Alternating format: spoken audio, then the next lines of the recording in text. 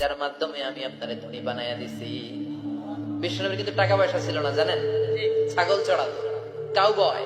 মা মিন নাবিয়্যিন ইল্লা রাআল গানাম, ছাগল চড়াতেন। এরপরে খাদিজাতুল কুবরার স্টাফ হিসেবে, কর্মচারী হিসেবে ক্যারিয়ার শুরু করলেন।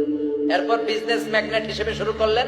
খাদিজাতুল কুবরার সাথে যখন বিয়ে হয়ে গেল, খাদিজাতুল কুবরা তাহের ওনার সব সম্পদের মালিক বিশ্বনবীরে বানায় দিলেন। সুম্মা মাআযাল্লাহ, রাখাল বলছেন আপনি নবীকে, আমার হুজুরকে কিছু বলার বলবেই, নবীকে ছোট করার চেষ্টা করবে। ভালোবাসে নাই তো, ভালোবাসলে তো প্রিয় নবীর শান এভাবে বলতে পারে না। বিষয়টা নিয়ে অনেক আলোচনা হচ্ছে, সমালোচনা হচ্ছে।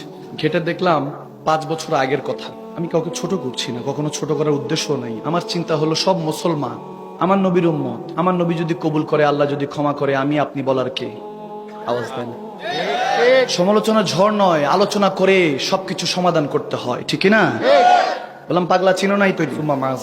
আস্তাগফিরুল্লাহ, আমি বুঝানোর জন্য বলছি, না তো বলার কোনো উদ্দেশ্য ছিল না। খোদার ইজ্জতের কসম করে বলছি, আশিকে রাসূল হলে কখনো আমার নবীর এইসব বিষয় শেয়ার করবে না, কখনো কথা বলবে না। নবীজির সামনে গোস্তাকি হচ্ছে, এগুলো কেন শেয়ার দিবেন, কেন কথা বলবেন এগুলো নিয়ে? আমার নবীর হাদিস কি কম পড়ে গিয়েছে যে আলোচনার জন্য এইসব টপিক লাগবে? বুখারী মুসলিম শরীফ সিয়াসিত্তার হাদিস কি কম পড়ে গিয়েছে, কোরআনের কথা কি কম পড়ে গিয়েছে যে এগুলো বলতে হবে?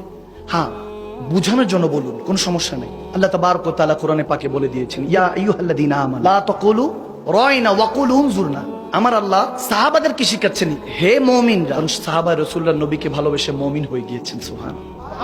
রয়নার মিনিং আমার দিকে দেখেন, সাহাবার ওই নিয়ত করেই বলেছেন। কিন্তু রয়নার আরেকটা মিনিং কাফেররা উদ্দেশ্য করে বলতো, রাখাল সুম্মা মাআযাল্লাহ, বকরি চড়ানে বাল। আমার আল্লাহ কোরআনে বলতেছেন, আপনি বলুন সাহাবাদেরকে, ইয়া রাসূলুল্লাহ, যে মুমিন যদি হও রয়না বলবা না, উনজুর না বলবা। ইয়া রাসূলুল্লাহ, আপনার দয়ার নজর দেন। সুবহানাল্লাহ, আপনার দয়ার নজর আমাদের দিকে তাকান। অর্থাৎ রয়না অর্থ দয়ার নজরে তাকান, উনজুরনার অর্থ দয়ার নজরে। কিন্তু রয়নার একটা মিনিং রাখাল, এই জন্য আমার আল্লাহ বলছেন এটা বলো না, এটা কাফেরদের জবান। এই রাখাল যে বলবে কিংবা আমার নবীর শানকে যে ছোট করবে, তারা কাফের, ঠিক না?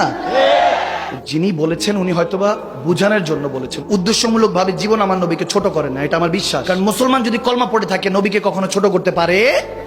এটা নিয়ে এত মাতামাতি, এত সমালোচনা, আলোচনা কেন? এগুলো 5 বছর আগের বিষয় এখন টেনে এনে মাহফিলে ওনার মানুষ হচ্ছে দেখে আপনি যা তা বলবেন।